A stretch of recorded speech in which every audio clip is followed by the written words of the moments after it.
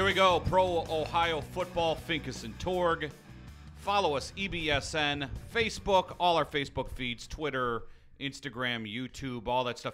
And please leave comments and pick a new name for the show. Probably a good idea. Yeah. Let's get that moving. Coming up in 15 minutes, we'll talk to Steve Hellwagon from Bucknuts.com. We'll talk about the Buckeyes and Oregon State. We'll talk a lot of college football, and then we'll talk about this upcoming game against Rutgers on Saturday. A lot of Browns, a lot of Bengals as the season starts actually tomorrow on Tuesday with the Falcons. Will the Browns win a game? I think you can honestly say they'll win a game. I think they'll win. Yeah. I mean, I don't think it's going to be week one. I'm not going to lose another bet to you like I did last year.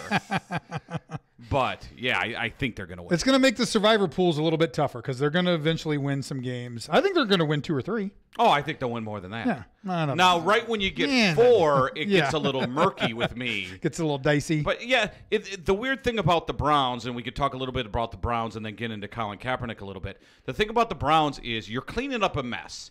And if you're a parent and you go into your kid's room, and Matt, you got 2 kids, you look at your boy's room, and you go, holy crap, it's this a disaster. Is a big mess, a disaster. It's a disaster. And that's what the Browns were. Yeah. Yes, because you had a group of people who used analytics to draft a team. And I've talked to guys about it. I talked to Keith Law at length about this, where he says analytics cannot be done in football because baseball, it's easy to figure out analytics, and there's no one better than Keith Law. Such a big skills or like sample set. Yeah, they're moving. It's always moving. It's different defenses, and in baseball, you know where it's at. Everybody's at. It's pitcher to batter. He hits the ball first to third, so on and so forth. It's also 162 games to gather data. Yeah, he did say if anyone can figure it out, it's Dee Podesta, but he hasn't figured out yet. So you have this big mess. Case in point, Corey Coleman, your first pick. And you pick this guy, and he's no longer in the league. You trade him for a 7th-round pick to Buffalo. That's how bad it is.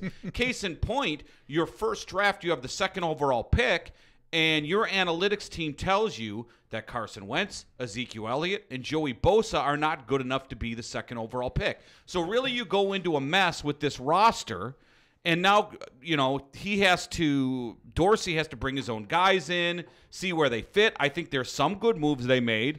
Jarvis they got better. Will be great. I mean, they're not going to get a ton better, but they got better. Yeah. It's going to take them time. They got better, but for the life of me, I don't understand why people think Josh Gordon coming back is going to be the savior for this team at the Y.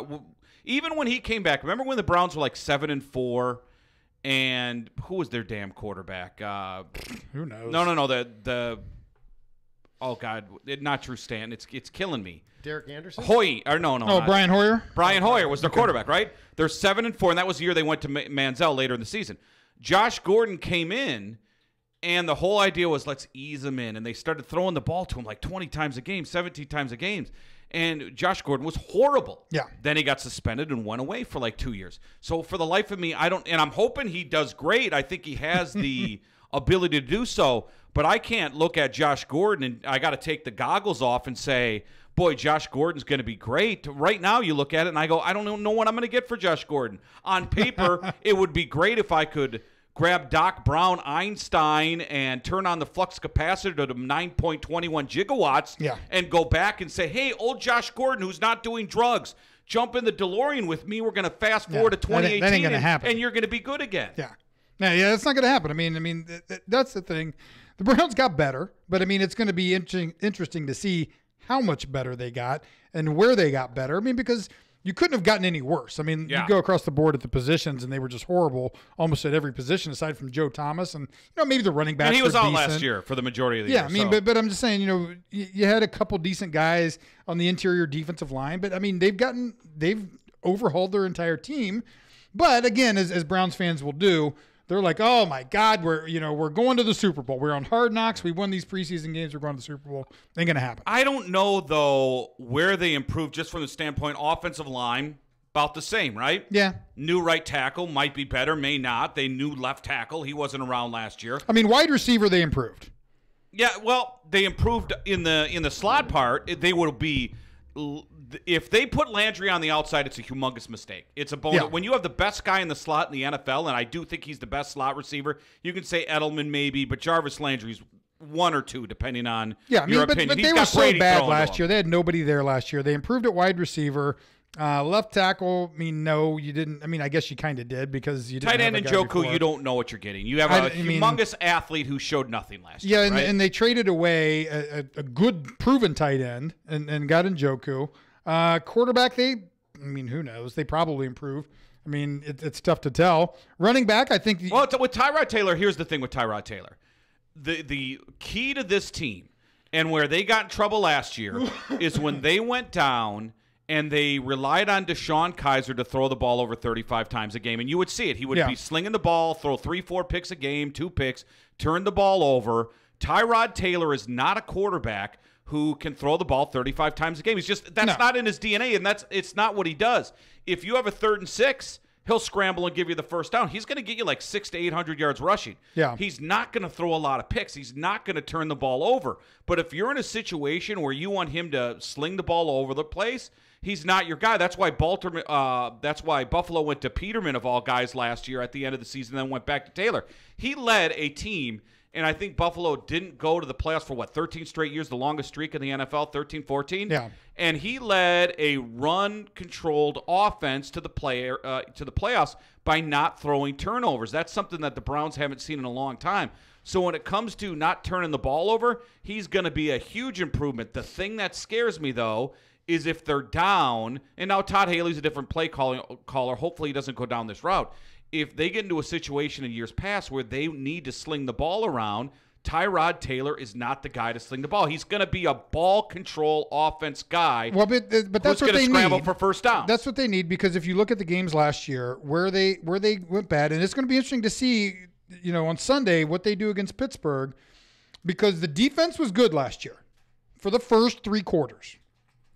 But when you can't get a first down, when you don't line up your free safety 30 yards past the line of scrimmage. You should never have drafted that guy because he's horrible. Yeah. But when you don't get first downs on offense and your defense plays as many snaps as the Browns defense had to play last year, in the 4th quarter you're going to get worn down and teams are going to score. And you have no depth. They had no depth last year. So you're going to lose games in the 4th quarter like they did all year last year. So I got to see, can this offense keep the defense off the field a little bit? Because this is a defensive-heavy team, obviously.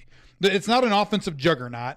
You've improved at the wide receiver position. Carlos Hyde is probably going to – your offensive line didn't get any better, though. No. So you're not really improving there. So you're going to rely on the defense. You've got to keep those guys off the field. And if they can't, they're going to – 3 games this year, but you're still not going to be able to be an effective football team if you've got a good defense, but they play 75 snaps a game. I think Myles Garrett is going to be a stud.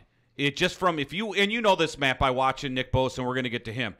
The technique that guys use, where Nick Bosa was almost setting guys up. Yeah. Where outside, I'm going to go outside, use my moves, 2 plays, and boom, next play, I'm going to go in and get to the quarterback. I think when you look at Myles Garrett and the technique he does, especially with his hands, I think he's a special player. I think they goofed up last year running him because he hurt his ankle. And then, the first game, he's playing 9 plays. Second game, 15 plays. And I think the worry was from the front office is if we don't play this guy right away, people are going to say this guy's a bust. Yeah. So we need to throw him into action, even if it is a half a dozen plays the first game, just to get him out there. I think when you look at a full 16-game schedule with Myles Garrett, I think he's going to get 12 or more sacks. I just think the defensive line is going to get more pressure on the quarterback. Linebackers are good. Jabril Peppers playing strong safety over free. Randall playing free safety will be better. I think Denzel Ward and McCourty's a scratch. I think, not on paper, McCourty, I think, played pretty good last year. Yeah. And I think Denzel Ward will have the ability to play well, but he's a rookie, so he's going to get picked on a lot. So I call that a wash. So the defensive backfield will be a little bit better, but I think teams are going to pick them apart, though. Yeah, I think that you improved at safety with Demarius Randall a little bit. Pepper still is bad. He's not a good safety.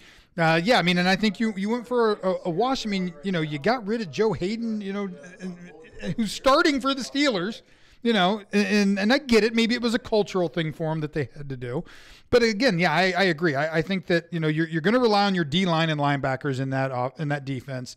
Your secondary is going to have to really step up. They're not going to be able to play a lot of man coverage and blitz. They're going to have to be able to kind of run the defense, with disguising, maybe playing some cover 4, maybe, looking at some, some playing some 7 with some, or some cover 5 under 2 deep man. they're going to have to do a lot of different things to switch that up because the secondary just isn't up to par. Steve Hellwagen is on hold real quick. We had a couple of social media questions, and please go on EBSN, our Facebook pages, add questions real quick. 2 on the Browns. James Yeater wants to know the positive and negative effects from Hard Knocks from the Browns, what it means in the future. Example, I had several people in Seattle tell me they're going to follow them now and hope they do well. I would say this, even if they weren't on Hard Knocks, when you lose that many years, kind of like what the Detroit Lions is, I think 1-31. I think the world cheers for you. Yeah, I think it's kind of, and I heard people talking about the Hard Knocks effects, where people watch you and they want you to do well because of the way they do a documentary, and they do a very good job at HBO. So I agree with that. I think it's positive because people will cheer for you, but who cares about that? That's not what happens on Sunday. Here's the negative effect, James. I had a buddy send me a text from Minnesota. Said, hey, I've been watching the last 3 episodes of Hard Knocks. I thought that Hugh Jackson was respected. He looks like Clark Griswold. Is this really the guy who's coaching the Browns? He looks like he comes off as a buffoon. And I think if you watch Hard Knocks, Hugh doesn't come off as a competent head coach. No. And I think that's a big negative. I think it is too. I think that, jumping in Lake Erie last year, even though it was for charity, took him forever to do it. Yeah, I mean, his pants were down. I mean, there's a lot of. But for the Browns, you couldn't have gotten any worse. So there was no negative effect that could have brought your team down anymore. And I think that people are going to cheer for them. They're going to root for them to get that one win.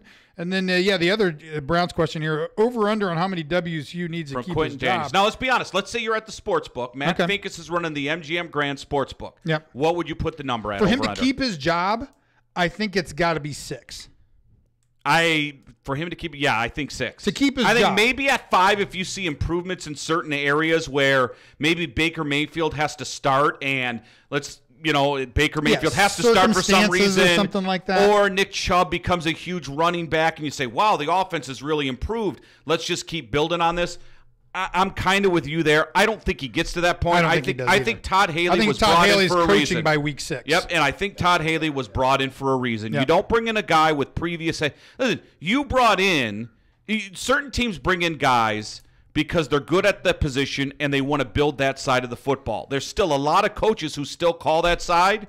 Hugh Jackson was brought in to call the offensive plays. Now he's not calling the offensive plays. Remember the Hard Knocks episodes where Corey Coleman goes in and says, hey, what's the deal? And he goes, you go ask, and Hugh goes, go ask Todd. You're the head coach. He should be asking you, right? Yeah. So I think Todd Haley was brought in for a reason. Let's talk to Steve Hellwagen, Bucknuts.com. Buckeyes take on Rutgers. They absolutely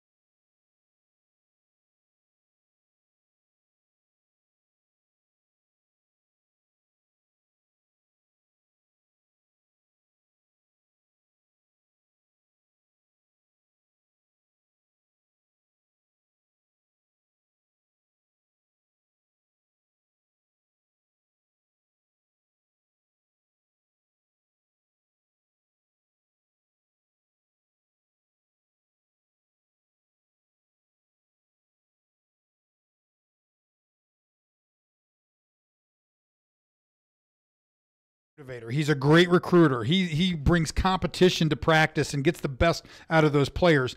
My only criticism of Urban Meyer has been when the chips are down, when it's a stressful in-game situation, he freaks out and makes bad decisions sometimes. Now, if you eliminate him from that aspect of the game, it might actually be better. If he doesn't have the opportunity to do that, I mean, I'm saying that half in jest because you want that guy on the sidelines. I mean, he's got a great feel for the game, and what's happening inside it. But again, I mean, if the chips are down, I mean, the 4th and 1 call at Michigan State where, everyone in the world knew the play they were going to run. Yeah. I mean, we can go back and we've talked about the JT timeout in overtime where Urban's trying to change the play. I mean, I know this from guys listening to the headset. Urban's trying to change the play, and it's chaos, and they can't get the play in on time, and JT's got to call a timeout, and he's freaking out on the sidelines in the Michigan game with the overtime. So, I mean, maybe having and Urban, this is another thing I will give him credit for. Urban has learned more coming to Ohio State with how to handle his team, how to coach his team, how to let his coaches be a bigger part of his team than I think he ever did at Florida. I mean, case in point, Everett Withers and realizing the mistake he was kind of making with Everett Withers and giving Luke more free reign to run that defense. And that defense really excelling once that happened. And then, he hasn't quite gotten to that point offensively yet, but he's got Ryan Day and Kevin Wilson, two really good play callers. He got to that point with Tom Herman because he trusted him. If he can get to that point again with these guys, I think it'll be better for him. I think one thing, too, if you look back in Florida and look back where it started and where it ended with assistant coaches, when he started having the success in Florida, other teams started cherry-picking the coaches. Yeah. And I don't think when he replaced those coaches, he was getting even close to the same caliber of guys. So then you're putting on more of yourself to try to make that team maintain. He was stressed out in Florida. It's very competitive there. So, and it's competitive in the Big Ten. I think there's a lot, less stress involved here when you win and you're against a Alabama and those teams. So I think, boy, you look back, I thought maybe they lost like 14 coaches or something like that when he was in Florida. He comes here. He kind of lucks out in a situation with Greg Schiano's here. Greg Schiano ready for the Tennessee job. Then that falls through. Yeah. Kevin Wilson gets fired. Ed Werder goes away. Tom Herman comes. I think so the replacements that came in here are a lot better than he had in Florida, and that's a huge advantage. Even losing Zach Smith, who's a great recruiter, I think Brian Hartline's a better coach. Absolutely. But here's the thing, too. I think that what you've seen, I think you're going to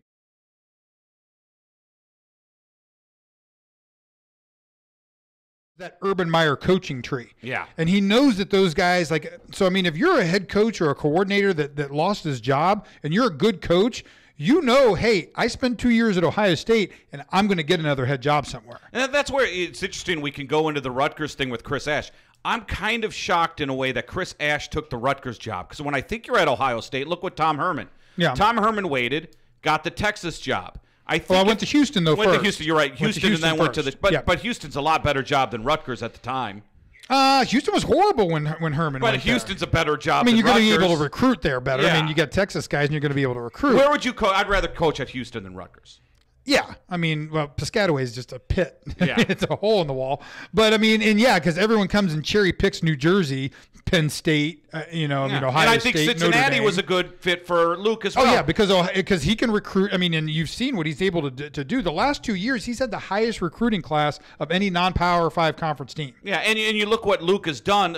You can't tell me Luke couldn't go to a MAC team at any point or another job he there. could have. I think he saw the Cincinnati job, and you look at the Brian Kellys, the Butch Jones, the Tubervilles, and then now Luke Fickell. They've had a history of success there. Yeah. Right? Rutgers, once Greg Schiano D'Antonio went through there too, didn't he? D'Antonio did. Yeah. He's the one who kind of started off too after they won the national title. So Luke was smart, picked the right job. I think when you're and look at Greg Schiano in Tennessee, that's not a chump job either. No. So I think if you play it smart and you're an assistant at Ohio State, I think you're not going to be. And I'll say this for Alabama too. Kirby Smart, where does he jump into when he leaves Alabama? He goes to Georgia. So I think the smart assistants at the top school, hey. Does it suck sitting around and not having a good job? Maybe, but you're making almost $1 million a year to kind of sit around, right? Yeah. So you're padding your resume for $1 million a year. So not a bad deal. I was kind of shocked that Chris Ash went to Rutgers just from the standpoint I thought there might have been a better job for them because at least at Tom Herman in Houston, you're not in a Power 5 conference, and you have that ability to kind of build it, right? I mean, aside from isn't there a little bit of pressure to build it in a big boy conference? Aside from James Franklin, who was at Vanderbilt and then, got them to, I think it was like 7 wins or something at Vanderbilt and then jumped to Penn State. It's a better career path, I think, historically, if you look at it, to go to the non-Power 5 conference school, have a breakout, 8, 9, 10 win season there, maybe even get into a bowl game against a bad Power 5 team and beat them, and that's going to propel your career faster than going to the bad Power 5 conference school. Look at Chris Peterson at Washington. Yeah. You can't tell me at Boise State all those years where teams are going at him, Colorado's going at him, different schools are going at him, and then he just kind of sits there, waits. Oh, there's the Washington job. Boom, I take it. And look what he's done with that Washington absolutely. team. Yeah. Not a great outcome for them against Auburn, and it looks like I have to assume that Washington now is done. And that's a good thing. The Pac-12, I think, is going to be out of it. Is out of it, which is good for everybody else. I'll tell you who looked really good and who has a veteran quarterback in the Pac-12 was Arizona State. And now you've got a guy. I watched that game. Did you watch that game? Who's that receiver number 1? I forgot his name. He's a first-round pick. You see him take that screen and break 3 times. He is good. And he's big too. He's big and physical. I mean, he's good. Yeah, I watched that game because Scotty Graham is the assistant AD out there. Is he his really? Good friend. Yeah. Okay, Ray Anderson is the athletic director. Yeah, so I mean, I watched that, and you don't know what's going to happen with Herm Edwards. He's never coached in college before, and hasn't coached in the NFL in a long, long time. But I mean, I thought they looked good, and they might be the class of the Pac-12 this year. Although I think Peterson's going to turn that around. Yeah, I watched that game, and Washington outplayed Auburn almost the entire game. I mean, they just did. Their defense couldn't hold up to the pounding. The thing about Arizona State, you've been there, Tempe, I don't understand why they can't get major recruits. Oh, I would take those players by the pool. I would take them by the campus pool and just say, hey, let's hang out by the pool. There's such good talent there. And when I mean talent, I mean women. That John Elway's kid went there, right, Jack? Yeah. He played 1 year, quit football, but stayed enrolled in school at the pool and bought a house in Scottsdale and just lived in Phoenix for 4 years and then graduated and then moved on. I mean, I remember because we played them obviously in the Rose Bowl my senior year and met a lot of those guys, Jake Plummer, Keith Poole, Tillman, Greg Williams, met a lot of those guys. And, in the off season, we went out there and I think in between our rookie, we went out there a couple times. And I remember the first time we went out there. All the players live there in the off season. Yeah. I mean, we went out there for a golf trip and ended up, those guys all still live there. And we're hanging out with them. And they're like, I mean, yeah, you're thinking like, why would anyone go anywhere else in this world? It's unbelievable. And especially if you're making the minimum, let's say back then when you were playing, the minimum was like $350,000. That's like $1 million a year in Phoenix. Oh, yeah. It's crazy. All right. We got Steve Hellwagen back. Steve, sorry about that. How you doing? Maybe. Steve, you there? You might want to hang that back up. There you go. All right. Well, I mean, yeah. I would say the magic of live radio, but I guess it's the magic of live podcast. By the way, this is Prohio Football, Finkes Torg, Steve Hellwagen from Bucknuts.com going to join us in a matter of moments. Maybe. Hey, how about Arizona losing? That was a heartbreak game over the weekend. Yeah, I mean, there was some interesting games going on over the weekend. I think that it's so tough when you talk about college football.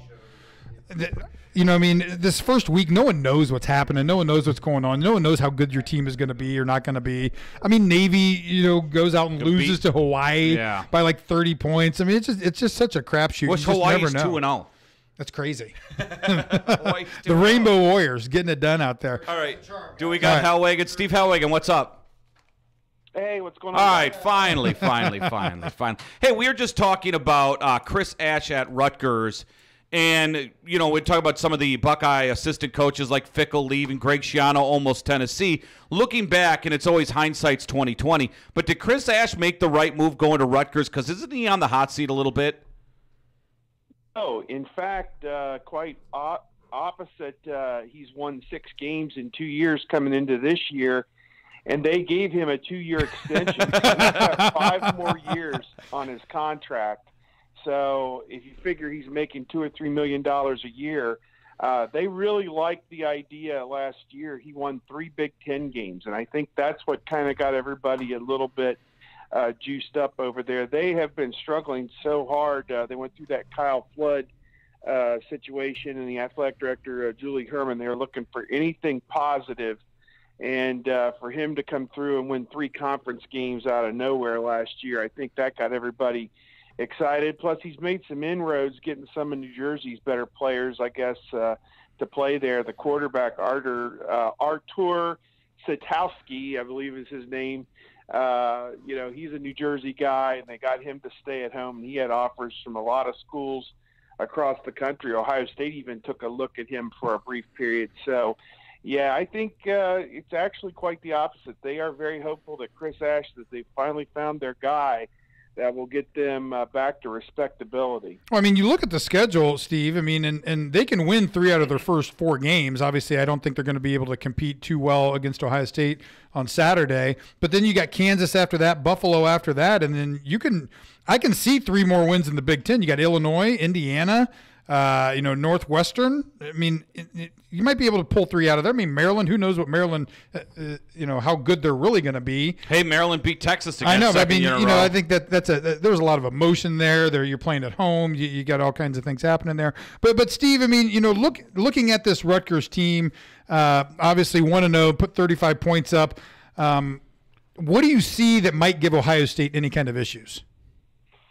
Well, I think that you have to kind of take their first game with a grain of salt, like you do with Ohio State. The team they played, Texas State, I think they only won 4 games the year before as well, at a lower level, obviously, in the FBS. But, yeah, I think that, again, defensively, I think that they're starting to put some things together a little bit here and there. And I think, obviously, they put up 35 points, although the quarterback didn't play particularly well, but they were able to establish the run at least a little bit. And that gave Ohio State some fits. They had 2 guys that each had 2 touchdowns in that first game for Rutgers. So I don't know. I think, I agree with you. I think for them to come into Ohio Stadium with a freshman quarterback is going to be a very difficult thing for them, considering the kind of defense we saw Ohio State play in that first half before they started to put the second and third team guys. I mean, when it's 42-7, you have my full blessing to play your second and third string players and get those guys some seasoning. And whatever happens after that, I'm not going to get too wrapped around the axle about it. I mean, they did give up 2 long runs there to start the second half, which very uncharacteristic. But again, you're playing 2 men down. You didn't have Tuff Borland and you didn't have Jordan Fuller. And I think if both those guys were on the field, maybe be a little bit different. But I haven't taken the time to go back and look at those 2 plays too much. But my recollection when they occurred was I didn't see a linebacker or a safety in the frame. Yeah. And other than went running after the guy down the sideline 5 yards behind him. So to me, they got a lot of work to do in getting that shored up if they're going to play, a quality team. But again, the score was 42-14. So there's going to be some natural let up, I think, at times when you get into a situation like that. And you sat there for an hour in that rain delay and, kind of lost your edge a little bit. But I don't know.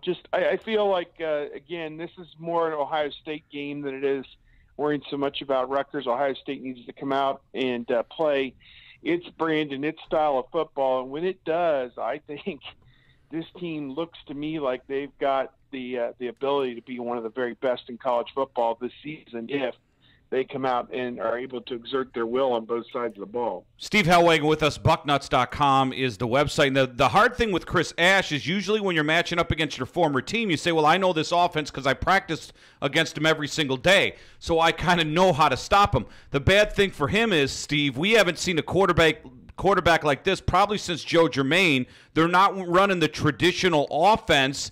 Maybe when Tate Martell does, they do. But the problem for Chris Ash is this is a brand new offense. You really can't go with what went on last week. And it's probably you could probably say the same thing for TCU when they play them for week 3. So that's a lot of problems for Rutgers defense because you kind of might have an idea what's coming, but you probably don't.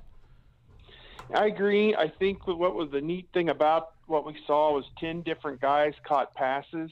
And when you're able to get that many people involved, and Matt knows this from his time playing, you have a game like that where, 70 or 80 guys all got into the game and it probably made a play at some point in the game. That really carries over to the following week and really throughout the season, because everybody's got a smile on their face. Everybody had a hand in something good that happened in the course of that game who figures to play this year. And, you go down this list. I mean, Jeremy Ruckert, the outstanding freshman tight end, he caught a pass. The two freshman running backs, Brian Sneed and Master Teague, both ran for touchdowns. Do you want to talk about, Matt was there. He remembers this. Michael Wiley and David Boston coming in as freshmen. What did it mean when those guys touched the ball early in their freshman year and made plays? It just energized the entire team when you add young blood like that and they're able to come in and make plays right away. And I know you're talking about the quarterback run and these kind of things, how that's kind of been edited out of the game plan. It seems like that the quarterback doesn't need to run it because they've got so many different, the 5 skill position players that are on the field on any given play, any of them are capable of taking it the distance. And I think that's what's going to be fun and exciting about this offense.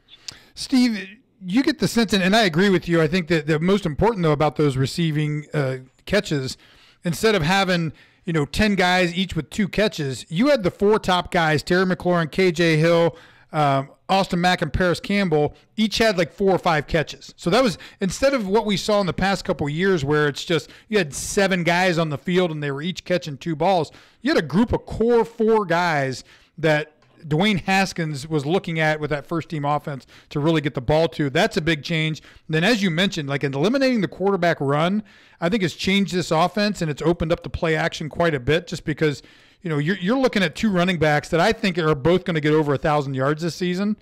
And that's probably, I don't think that's ever been done at Ohio State. I don't know if back in with Archie and Pete Johnson maybe. I don't know if that's ever happened before. But, the running game – the potential for the running game with this football team has me more excited than what Dwayne Haskins did last week. Yeah, I think that's an interesting way to look at it. They rushed for 375 yards here in the opening game. And you're right. I think there was a time in the mid-70s where Archie and Pete Johnson was the fullback, and he had over 1,000 yards. So, yeah, it is the potential is there to have 2 1,000-yard rushers. And I think that is an exciting thing of itself because you get into every game isn't going to be like what we just saw last week. Sure. That's going to be one of the lower teams in the Power 5, Oregon State. I think that was just kind of a thing, a game to get everybody's feet wet and get into the season. And as I said, I think the first time I was on earlier, this was kind of a soft launch. A 1-win team, a 4-win team, and then you play TCU. So it's kind of the perfect ramp up to the season when you think about it. The stakes are a little higher this week because it's a Big Ten game. It's a division game. You got to win it. But they've dominated Rutgers. I think the average score has been 56-5. I think the first 4 times that they played them or something like that. It's been the 50s. Yeah, they've been scoring a lot. I don't worry too much about the end result, but I think you got to like where things are headed with this offense and those running backs and the offensive line. What a tribute to them.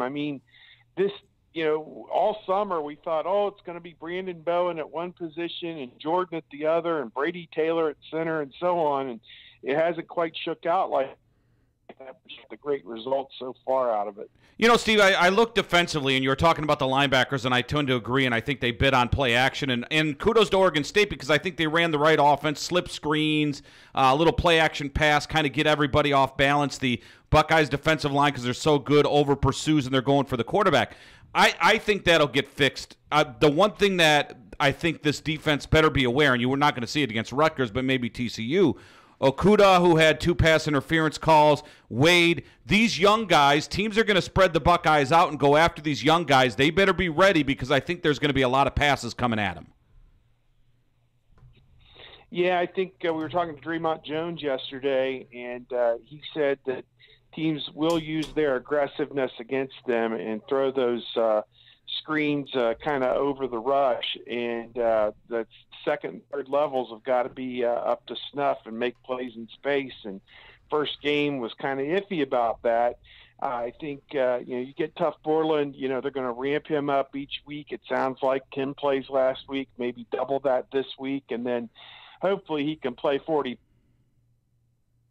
Would be a tremendous benefit for this defense.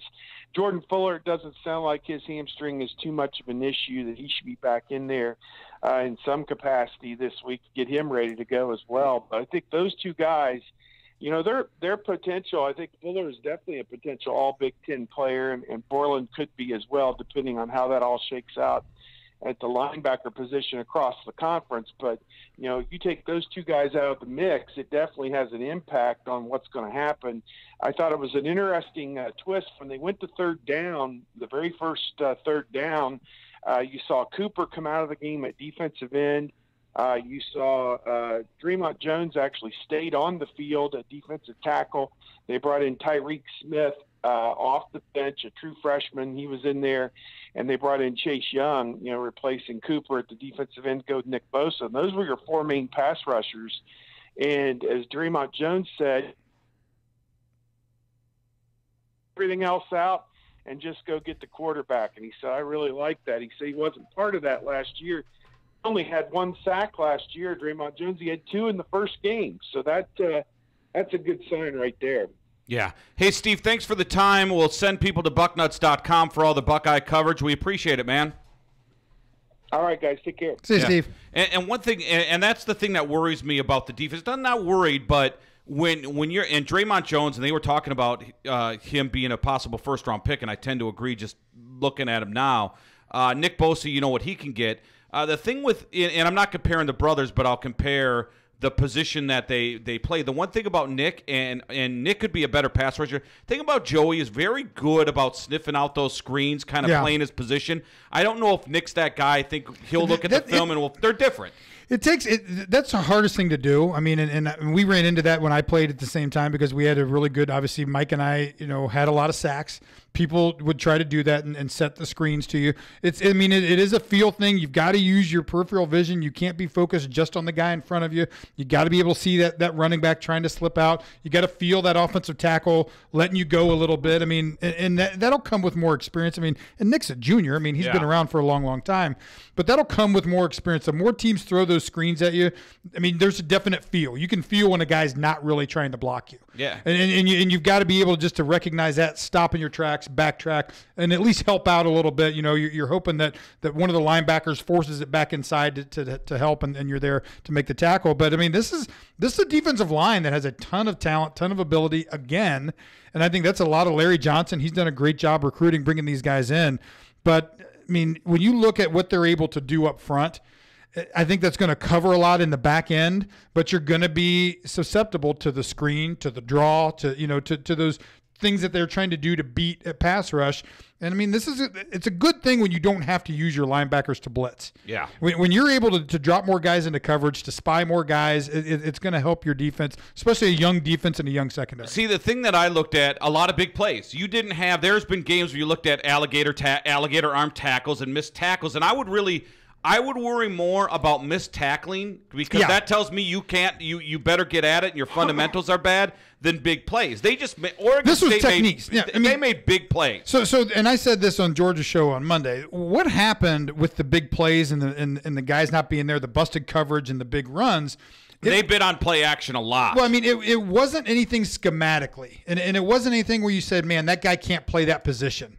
It was technique errors. I mean, you got a lot of guys in there with their first meaningful snaps, first big time action, and you get caught up in the emotions of it, and you don't follow your technique. You don't follow, your eyes aren't where they're supposed to be because you're trying to go out and make a play. Those things are all easily correctable. Those are probably the most easily correctable things that as a defense you can do to say, hey, you got to slow down a second.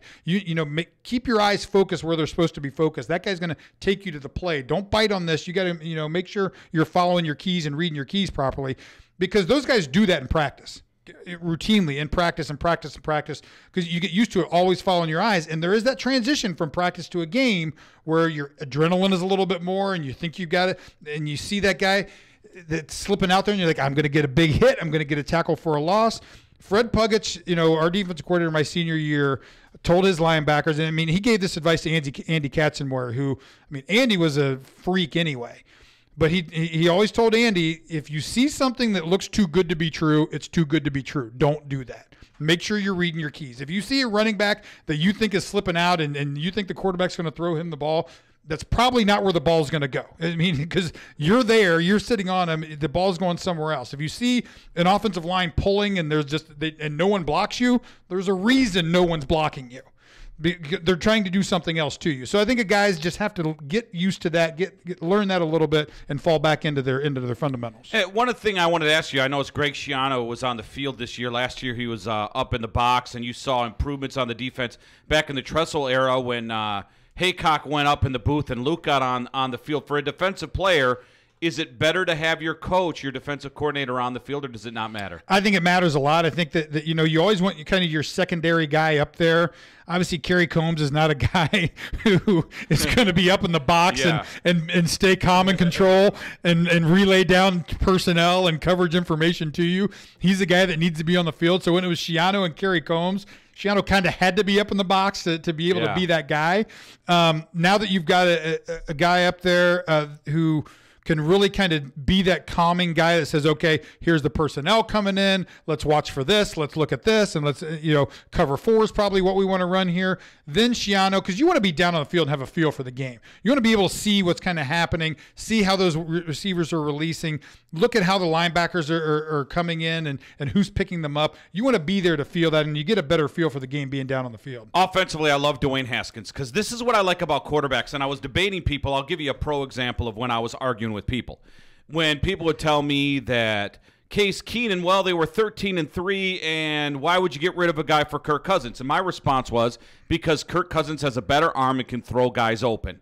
And Dwayne Haskins is a guy, Matt, he throws guys open. There's guys who can throw the ball if you're open, and then there's another thing of getting the ball in an area where the receiver's not, and that's throwing a guy open, and that's what Dwayne Haskins does. He has that ability, no doubt about it. He's got a great arm. He has that ability. And a quick release where it's going to be very hard to sack him. Yeah, I mean, and I think it's still to be seen. My biggest, question with Dwayne Haskins was, does he rely on his arm over the right decision sometimes? And I think you saw that a lot in the spring. You saw that in practice. Obviously, there's not a lot of game tape. Yeah, they're playing Oregon State. People haven't been able to see that. But when I watched him in practice, he believes in his arm so much that he would throw it into places he shouldn't throw it.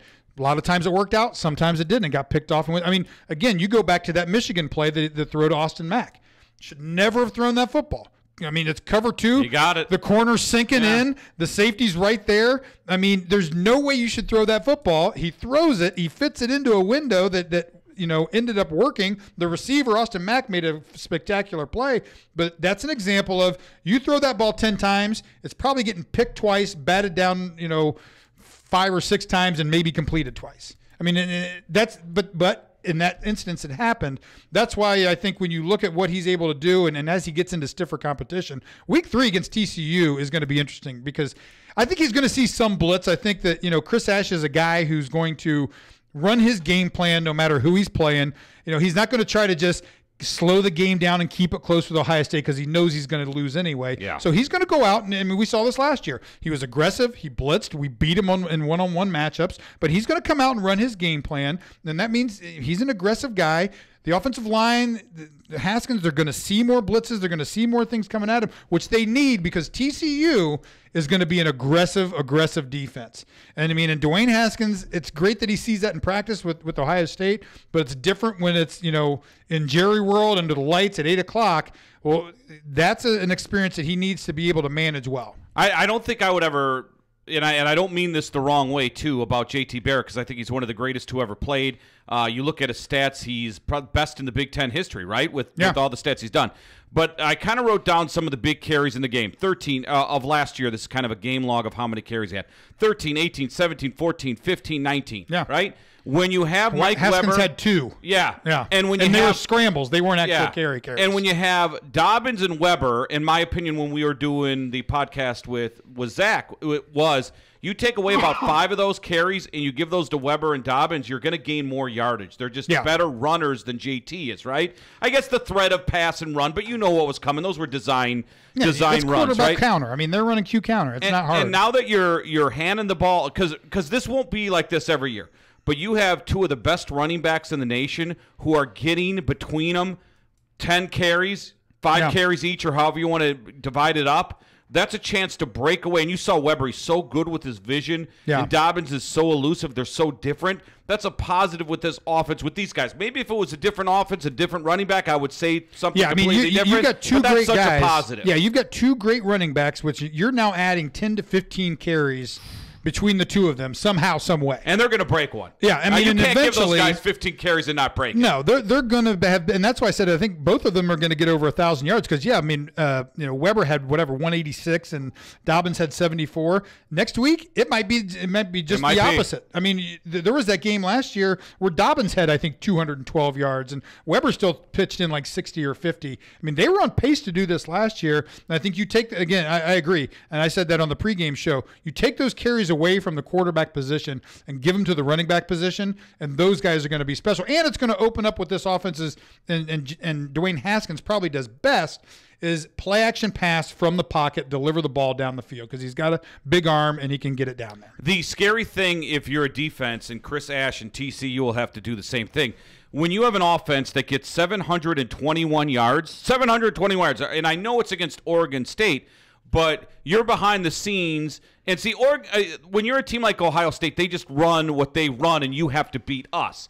When teams play Ohio State, and outside of Chris Ash, but you're going to get teams that, okay, how do we beat Ohio State? What type of game plan do we come up with to minimize that offense so we have a chance to win a game? Because I think this defense will give up points. They're not going to be a lights out. Now you're going to see guys maybe like Nick Bosa get 2 or 3 sacks. Yeah, I mean, because the secondaries, but how are they going to stop? Because I don't think there's a way right now, and maybe it could change during the season if someone struggles. But I look at that offense, and if I'm a defensive coordinator, I'm thinking, how the hell do I stop these guys? Because I don't think there's a way. I mean, you're going to have to be able to have really, 3 great lockdown cover guys. I don't think college football they have that. Because you're going to have to drop safeties in the box. You're going to have to try to make a committed effort to stop the run blitz, load the box up, and then you're going to leave guys one-on-one on the outside. Paris Campbell can beat you on the outside. Austin Mack is going to be able to beat you on the outside. Johnny Dixon, KJ Hill, those guys are going to win one-on-one battles on the outside. And especially, again, I think with Hartline, the best thing about having a Brian Hartline as a coach is you got a guy who, and not to diminish Brian's, physical ability, but he was never the fastest guy on the field, never the biggest guy on the field. But Brian ran great routes, great technique. His hips and feet, he was always right where he was supposed to be. Now, you take 5-star guys with the athletic ability of an Austin Mack and Paris Campbell, and now you overlay the technique that Brian Hartline is drilling into these guys. That's a scary, scary thing for opposing defenses. Real quick, let's come run down, and we encourage you to go to Facebook, Twitter, YouTube, Instagram, wherever EBSN. Pro Ohio Football is the name of the show, Finkes Torg. Vint chimed in and said, hey, the LSU Joe Burrow transfer upset of Miami. And I actually don't think it was an upset of Miami. I don't think so either. Did OSU do the right thing of letting him go? First of all, of course they did the right thing letting go, because if someone doesn't want to be here, you're not going to force a guy. That's not what guys do. A-hole Bill Snyder does that at Kansas State, where a guy wants to go and he doesn't allow him to go, and then there's a big fight in the media, and then he finally allows him to go to a team where he approves. Yeah. They absolutely did the right thing letting him go. Was it the right thing for Joe Burrow to leave? Absolutely. Matt, you're 100% right. LSU is running that Buckeye offense. Joe Burrow runs that Urban's offense better than Dwayne Haskins. Sure he does. But Dwayne Haskins is a better quarterback than Joe Burrows. If you're running, I don't think that he's a better quarterback. They're different quarterbacks. Yes. I think Joe. And I think what Haskins brings is better. Well, I think what Joe Burrow brings is decision making. That's where Joe Burrow. I mean, and don't get me wrong, Joe Burrow can throw the ball. He's got a great arm. I mean, you watch that game. He was throwing 17-yard comebacks from the run. I mean, the guy can throw the football, no doubt. I thought he did a good job. That's a big win against Miami. That's a big win. I mean, and you can't compare the stat lines because Miami. Yeah, I think that LSU should have beat him no matter what. But their defense is still good. I mean, they're still paying guys. Yeah, they're still good. Uncle Luke's still down there paying guys and taking them out on the yacht. Yeah. I mean, their defensive ends, really good defensive ends. Their safeties, good safeties. So Joe Burrow faced a legit team where Dwayne Haskins faced a high school team, basically. I think that's Joe Burrow. What he gave LSU is something they've needed for years, and that's a quarterback. Absolutely, they've needed a quarterback for years because they've got the running. Their offensive line is always good. They've got Fournette's little brother who looked really good at running back. Their defense is always good, and Orgeron is a good defensive-minded guy. Orgeron's a great recruiter. Yeah, I mean, and he can recruit guys, and you're right, they've been missing a quarterback, and Joe is a guy who's going to be able to get in that offense. He's not going to make mistakes. He's going to throw the ball away. He's going to hit the right receiver. This is where they're different. Dwayne Haskins will see a guy that he might be able to fit a ball into and get a 17-yard gain, or there's a 5-yard gimme in front of him. He's trying to throw that 17-yard gain. Joe Burrow's taking the 5-yard guy and trying to let him do something, which is the difference in philosophy and how they were coached, probably from the time they were kids. But that's the difference. You can't compare them because they're two different kind of guys. The last pro quarterback that LSU had, who's the guy? He was the guy who broke his Jamarcus leg. Russell? No. He broke his leg, and the Titans drafted him. And remember, he demanded that the Titans start him or trade me. Do you know who I'm talking about? The LSU quarterback. It was. Who? Was it Charlie Whitehurst? No. It was after Charlie Whitehurst. I can't remember. He played with the Tennessee Titans. He broke his leg before he got there, and then they put him into action, and then Zach Mettenberger. Remember Zach Mettenberger, 2014? Okay, yeah. That was the last time they even had a guy even close. So you're talking about LSU, a big boy program, and it's been 4 seasons before they had a quarterback, and they had to get him from Ohio State. So it tells you how hungry they have been for a quarterback. Yeah, and they're so competitive. They're at the top of the SEC every year. I mean, they're right there. I mean, even with Les Miles getting fired, Orgeron coming in. But yeah, I mean, I think, are you surprised Les Miles hasn't had a job yet? Not really. He's getting paid. I mean, he did get.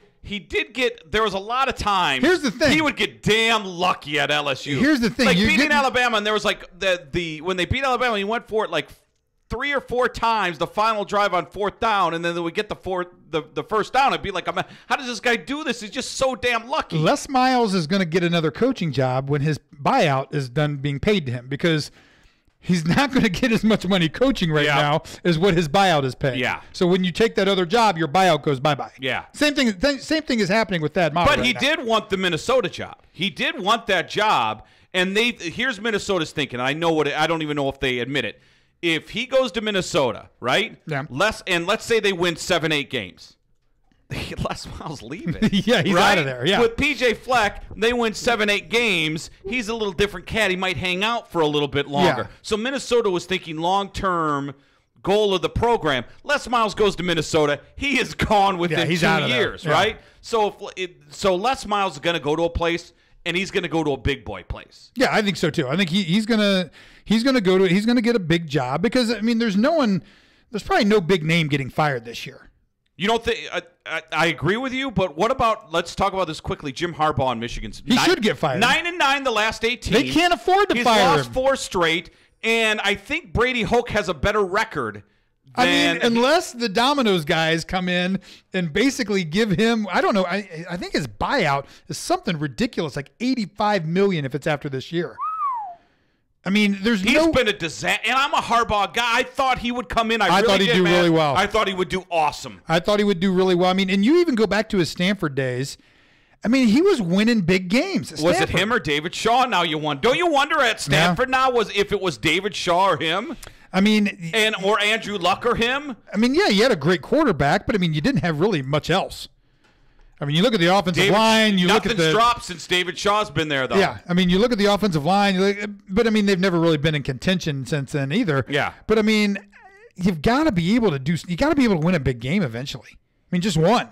You got to be able to win a big game. Or even beat the average teams. Notre Dame's an average football team. Yeah, they're not great. What was the score? 24-17? That wasn't even that close. It wasn't a one-touchdown game. Notre Dame was toying with them. And you can't beat Notre Dame. He's gonna be there because they can't afford to get rid of him. And I think their fear is if we get rid of Jim Harbaugh, who do we get? Well, I would get Les Miles then. Yeah. That's who I would get. Can it be any worse if you get rid of Harbaugh? Listen, having the sleepovers and going to meet the Pope and going is all good and fun if you win football. He doesn't win football games. Yeah. And he gets, and you're saying, oh, where's the quarterback? Well, look at the guys he's recruiting. He's been getting 4-star guys there. He can't develop quarterbacks to the point where he brings Shea Patterson in, and Patterson looks like all the other guys. Well, because his offensive line's horrible. The team is horrible. Yeah. And the one side of the football that's good that he has nothing to do with is the defense. Yeah. He has nothing to do with the defense. So let's see here. Contract length, guaranteed, bonuses. Guys, it's like So he's in till 2021 is what his contract is good through now, too. He gets 2 cars. That's nice of him. He's got a $2 million life Has there insurance. been a guy protected more than Jim Harbaugh where in the national media no one even calls out for his job? Like no one's even talking about it? Where no one's even mentioned this guy. It's been horrible at Michigan. And when you think about it, too, this is how Braylon bad Edwards it is. mentioned it. Yeah, well, he's smart. He got suspended, though. Here's the thing, reality. When you're a big boy like Michigan and you look at the schedule, you are literally playing, okay, this is Michigan. You play Notre Dame this year, Michigan State, Ohio State, Penn State, right? And do they play Wisconsin, right? Yeah. That's 5. You should say, okay. I don't even know if they play Wisconsin. I think they play Wisconsin. I'm pretty sure. Check the schedule. So out of those games, you say, okay, there should be 4 losses or 3. Michigan should be able to beat 2 of those 5 teams, right? You're Michigan. Yeah. 2 of those 5 teams. At the end of the season, I think they're going to lose 6 games this year. Right? You only have a handful of games that are relevant in college football, and Harbaugh can't win the relevant games. I think, they play Wisconsin and Nebraska, correct? Let's see. Nebraska, yes. And Wisconsin. Yep, Wisconsin, too. So they might lose to Nebraska. They're at Michigan State. They're at Ohio State. Yeah, they play Penn State. They play Penn State at home. Penn State looked horrible against Appalachian State. I'll tell you what, everyone in the Big Ten looked horrible, in my opinion, except Ohio State. Wisconsin's the exact same team they were last year. Yep. And they'll never change. Yeah, Hornibrook sucks. Everybody's like, well, now they've got a quarterback. Hornibrook sucks. He still sucks. He's bad. I think that's it for us, buddy. It is. Next week, NFL over. By the way, let's do real quick. Someone asked us a Bengals question. We'll get around to that. Well, Michael Leachman wants to know, is the Bengals offensive line going to be bad, or who the hell knows? I'll tell this about the Bengals. So I'll tell you a little off-the-air story about Billy Price. So I was going to have Billy Price on the show. On my radio show, right? So I texted a couple of offensive linemen that I knew that, hey, I'm having Billy Price on. What should I ask him? Give me a good story where I can kind of give crap. The response was, no giving crap with Billy. Both guys, I'm paraphrasing him. Yeah. No giving crap. He's the most serious football player ever. And then one guy wrote, he is so worried about the calls. That's what he worries about. He'll go to the sidelines and ask other guys, did I do that right? So you kind of heard things coming out of camp that Billy Price is struggling. I wouldn't worry too much about that if I'm a Bengals fan, because from what I hear, he over-prepares and he's over-worried about it. You saw once he got in the groove with Ohio State, he was obviously the best center in college football. Yeah, I think he'll be the same. I think he'll be the same. I think you might see him struggle early the first couple of games. Yeah, but I think he's going to be really good for that football and I team. think the protection, if you watch the preseason game, especially the third one, they protected fairly well. Yeah. I mean, and Dalton's. I mean, say what you will about Andy Dalton. I don't like him. He's on notice for me this year. He's been on notice for the last 3 years for me. But I mean, he doesn't take many bad sacks. He gets rid of the ball when he gets pressure. He gets rid of the ball. He gets it out of his hands. Jake Fisher, he's battling for his life there to start. They really blew it that year. The Bengals have been very good about knowing who we're moving out, who we're moving in. Case in point, Jonathan Joseph and who's the other corner? Hall. They leave. Yeah. Well, what they do is they draft Kirkpatrick. They draft the kid from Michigan State, William Jackson III. So they knew they were leaving. They knew that they were going to lose Whitworth, Andre Smith, so they drafted 2 tackles in the first and second round. The problem where the Bengals got burned on the offensive line is the guys they picked in the first, second round. Fisher's more of injuries than anything, but those guys were ineffective. They've always done a good job of, okay, this guy's coming out, we'll bring someone in. Yeah. I think the days for the Bengals of drafting those 5th, 6th, 7th round gems that would eventually start have kind of ended, and that's what's hurt the Bengals, especially they on missed the on a offensive couple line. guys. Yeah. I mean, that's what happened. And I love getting Cordy Glenn. I love that was a good acquisition for the Bengals. Absolutely. All right, we're back. We will repost this during the week, cut it up. Pro-Ohio Football, EBSN, and please come up with a new name of the show. Even if it's Big Guy and Jackass, that might work. We'll see you next week.